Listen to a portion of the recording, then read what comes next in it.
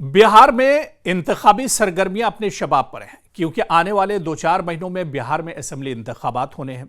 और जब जब बिहार में इंतखाबात होते हैं तो पूरी मुल्क की निगाहें बिहार के इंतखाबात पर टिकी होती हैं। और हर बार जिस तरह से हलचल बिहार के इंतखाबात में देखी जाती है, इस बार भी बिहार इंतखाबात से पहले हलचल तेज से तेज तर हो गई है और लगातार बिहार से इंतखाबात की खबरें निकल कर आ रही हैं। लेकिन इस बार भी सबकी निगाहें मुस्लिम वोटर्स पर हैं, मुस्लिम सियासत पर है, क्योंकि यूपी, बिहार या इसी तरह से महाराष्ट्र, कर्नाटक, ये कुछ हिंदी बेल्ट की ऐसी रियासतें हैं, खासतौर से यूपी बिहार की अगर हम बात करें या मध्य प्रदेश की बात करें, और खासतौर से यूपी और बिहार में जब जब इंतखाबात होते हैं तो यहां पर बड़ी तादाद मुसलमानों की है, मुस्लिम वोटर्स की है और सबकी निगाहें मुस्लिम वोटर्स पर रहती हैं कि आने वाला जो चुनाव है इसमें मुस्लिम वोटर्स का रुख आखिर क्या कुछ होगा।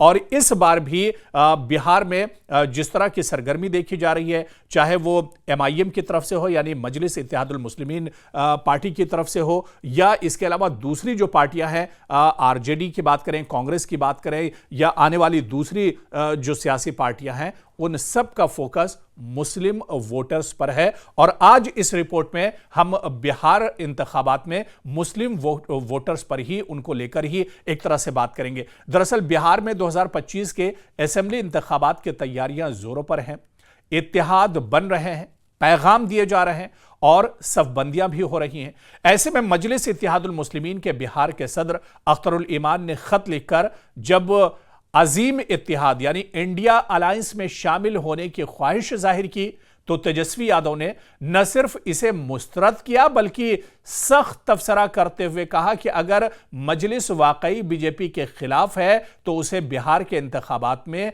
हिस्सा ही नहीं लेना चाहिए। तो आप देखिए कि एमआईएम चाह रही है, हर बार यह कहा जाता है कि एमआईएम दरअसल जो अजीम इत्तेहाद है या जो इंडिया अलायंस है या जिसे सेकुलर इत्तेहाद एक तरह से कहा जाता है, इसमें मजलिस इत्तेहादुल मुस्लिमीन या एमआईएम इसके साथ आखिर क्यों नहीं चलती है। लेकिन आप देखिए जब मजलिस इत्तेहादुल मुस्लिमीन ने इत्तेहाद के लिए हाथ आगे बढ़ाया तो किस तरह से उसे जवाब मिला है। और वो एक बार फिर से एमआईएम को शक की नजर से देखा जा रहा है। और बिहार के इंतखाबात में तेजस्वी यादव ने जिस तरह से कहा कि बिहार के इंतखाबात में ही एमआईएम को हिस्सा नहीं लेना चाहिए। आप देखिए क्योंकि सियासत किसी की जागीर नहीं है, कोई भी चुनाव लड़ सकता है। हिंदुस्तान का आईन इसी वजह से बहुत शानदार आईन है और दुनिया में जिस तरह से और जो ममालिक के आईन है उनके मुकाबले में हिंदुस्तान का जो आईन है वो इसी वजह से बहुत शानदार और बहुत अच्छा माना जाता है, क्योंकि यहां पर सभी को बराबर के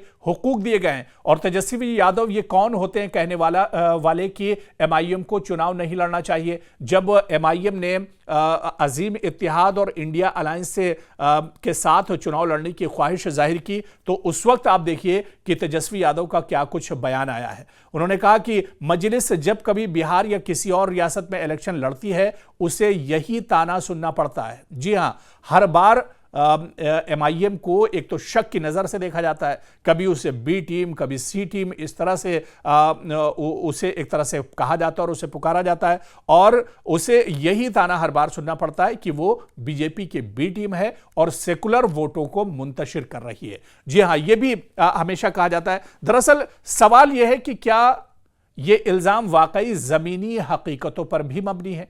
अगर हां, तो दीगर छोटी जमातें जैसे चिराग पासवान की पार्टी या आम आदमी पार्टी या जन स्वराज पर ऐसा इल्जाम आखिर क्यों नहीं लगता है? क्योंकि ये भी कोई बहुत बड़ी पार्टियां नहीं है। क्योंकि आप अगर बिहार की सियासत में देखिए तो आरजेडी, जेडीयू, कांग्रेस या बीजेपी, ये बड़ी पार्टियां हैं जो आमतौर से बड़े खिलाड़ी चुनाव के होते हैं और ये इंतखाबात लड़ती हैं। लेकिन इसके अलावा अगर मजलिस इत्तेहादुल मुस्लिमीन पर इस तरह के इल्जाम लगते हैं कि वो वोट बांट रही हैं, तो फिर जो दूसरी सियासी पार्टियां जो बिहार में चुनाव लड़ती हैं, जैसे चिराग पासवान की पार्टी हो, आम आदमी पार्टी या जन स्वराज पार्टी, इन पर आखिर ऐसा इल्जाम क्यों नहीं लगता है?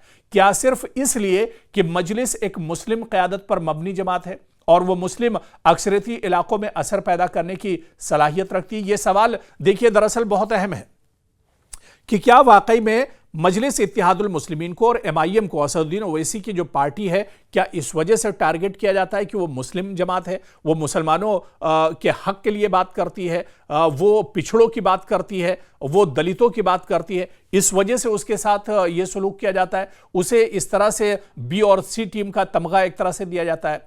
दरअसल साल 2020 के बिहार असेंबली इंतखाबात में मजलिस ने सीमांचल से 5 सीटें जीती थीं। जी हां, साल 2020 में आप देखिए बिहार असेंबली इंतखाबात में, जिसमें एमआईएम ने सीमांचल में सिर्फ चंद सीटों पर एमआईएम लड़ी थी। मेरे ख्याल से 9 या 10 सीटों पर उसने साल 2020 में चुनाव लड़ा था और 5 सीटें सीमांचल में जीतकर एमआईएम आई थी।